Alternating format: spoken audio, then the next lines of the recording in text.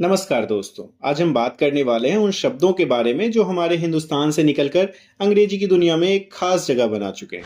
जी हाँ, वो शब्द जो कभी हमारे घर, गली मोहल्ले, स्कूल कॉलेज के हॉल में गूंजते थे, आज वो न्यूयॉर्क, लंदन और टोक्यो की सड़कों पर बड़े ही आराम से बोले जा रहे हैं। तो चलिए जानते हैं उन शब्दों की यात्रा और उनकी कहानियां। सबसे पहली बात, क्या आपने कभी गौर किया है कि जब हम शैम्पू शब्द बोलते हैं तो वो कितना इंग्लिश लगता है? लेकिन हकीकत यह है कि शैम्पू शब्द की जड़ें हिंदुस्तान की ही मिट्टी में छिपी हुई हैं।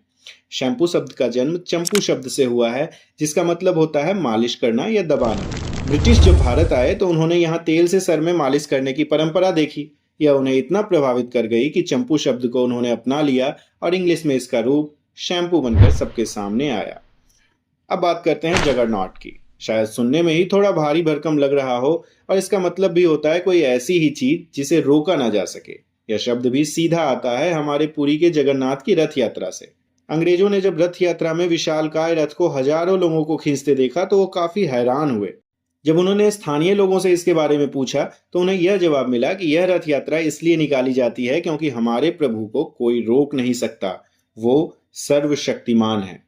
बस तभी से उन्होंने यह शब्द इंग्लिश में भी इस्तेमाल करना शुरू कर दिया और जगन्नाथ शब्द बन गया इंग्लिश का जगरनॉट, जिसका मतलब होता है अनस्टॉपेबल फोर्स, माने कोई ऐसी चीज या शक्ति जिसे कोई रोक नहीं सके। अब आते हैं बंगलों पर।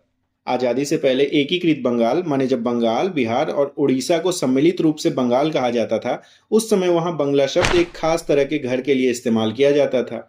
यह घर मुख्य घर से थोड़ा अलग होता था। यह एक मंजिल का होता था और इसमें खुली जगह काफी होती थी।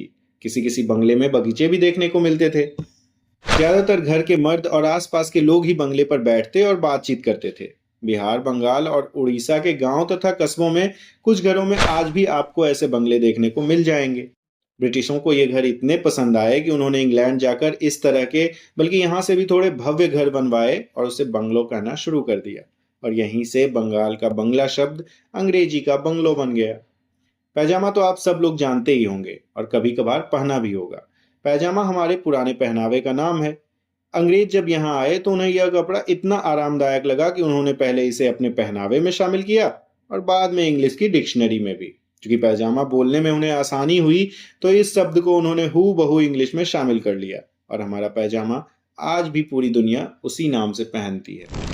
इसी तरह लूट भी बिल्कुल बिना किसी बदलाव के इंग्लिश का शब्द बन गया। कुछ और हिंदुस्तानी शब्द जैसे बाजार, निर्वाण आदि सीधे सीधे अंग्रेजी में शामिल कर लिए गए।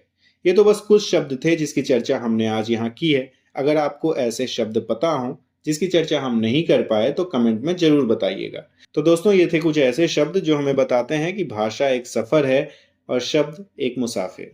अगर आपको हमारे वीडियो पसंद आते हैं तो इन्हें लाइक जरूर करें, अपने दोस्तों के साथ शेयर करें, चैनल को सब्सक्राइब करना ना भूलें।